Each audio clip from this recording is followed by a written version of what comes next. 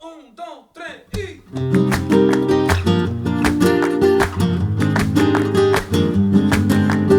Hola, mi nombre es Josh Hatek y en este video voy a hablar de mi viaje para aprender español.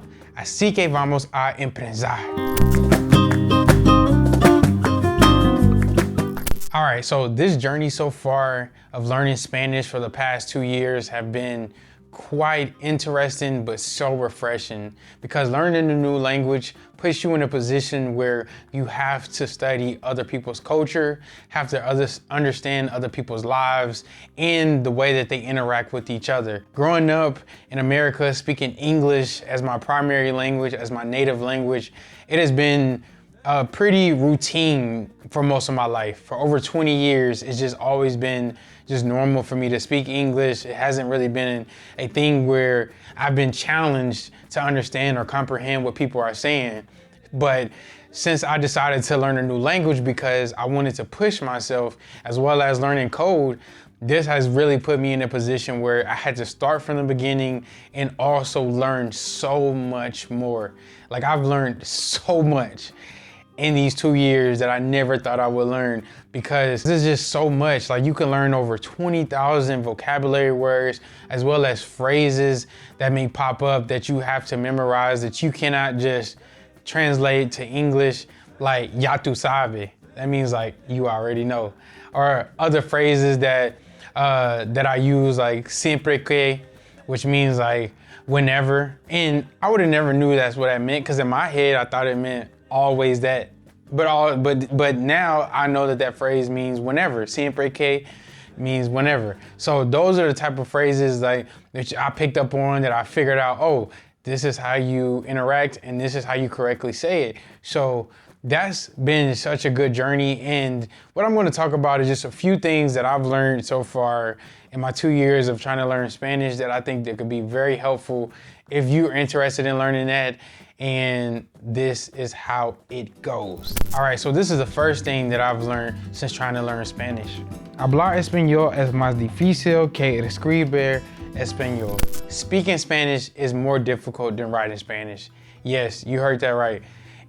For me personally, I can write Spanish because the difference is that I can take my time.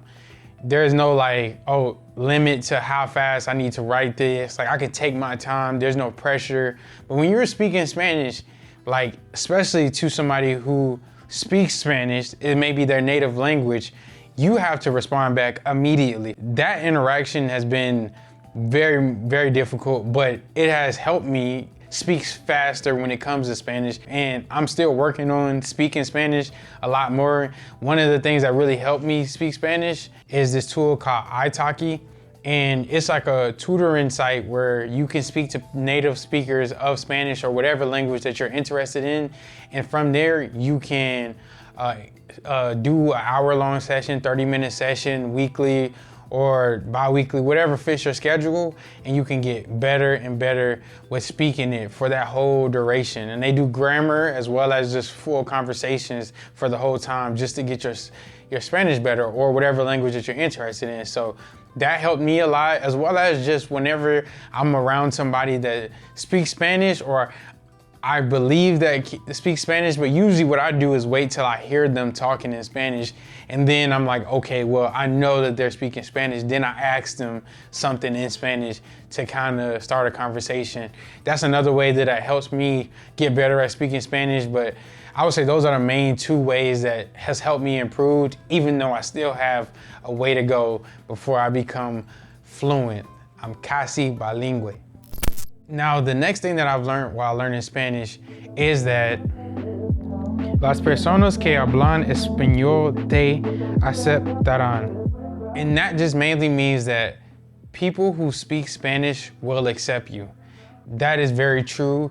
And I've learned that in my regard, where I'm located in the state that I'm located in. And it has helped me a lot because I was able to really feel more comfortable going to like markets like that were full with people who can speak Spanish, as well as just going to now getting my haircut from my barber who's from Nicaragua. Like, I'm doing a lot of things that I would never feel as comfortable with, but I put myself in that position and I noticed that they accept me. If I try to really show them that I'm trying to learn Spanish, I've never really got an interaction where they just looked at me and was like, you can't speak Spanish? Like, they never did something like that. They was always very open, very willing to help me. They would always smile, and it was always a good interaction. Maybe it's just the people that I picked up on that seemed like they were happy, and that's another thing you have to watch. Like, if somebody is looking like they're having a bad day, don't go up to them and trying to speak Spanish. They may just not be in the mood to speak Spanish, or try to speak with somebody who doesn't speak Spanish well. So pick up on that, because I usually try to go for people who look friendly, who look like they want to like engage in a Spanish conversation, and that helps a lot with regards to being accepted. And like I said, most of my interactions, if not like over 90% of them, have been very, very positive. So that's the second thing that I've learned while trying to learn Spanish. Now, the third thing that I've learned while learning Spanish is este es un estilo de vida. And that means this is a lifestyle. That's one thing that I've learned. Like, now, I really can't go a day without either listening to a Spanish song or listening to a Spanish podcast or just watching a Spanish video on YouTube. Like, it's in my daily routine now. It's something that I don't even have to remind myself like, oh, I need to learn Spanish today. It's just a part of my lifestyle. Now, I still listen to things in English because that's my native language. In America, English is the most primary language, so I don't really have much of an option to not speak it. But like I said, there's times throughout the day where I just have this feeling where I want to learn Spanish, or I want to listen to it. And that's a lifestyle. It's a lifestyle now for me, and that's something that I'm going to continue to incorporate in my life for the rest of my life, like, and pass it on to my children and my children's children, because it's an important skill that will be used forever, honestly. So that's something that I've learned, is that this is going to become a lifestyle. So in conclusion, eso es todo. Haré más videos en español, así que prepárate para eso y espero que tengas un buen día. Hasta pronto.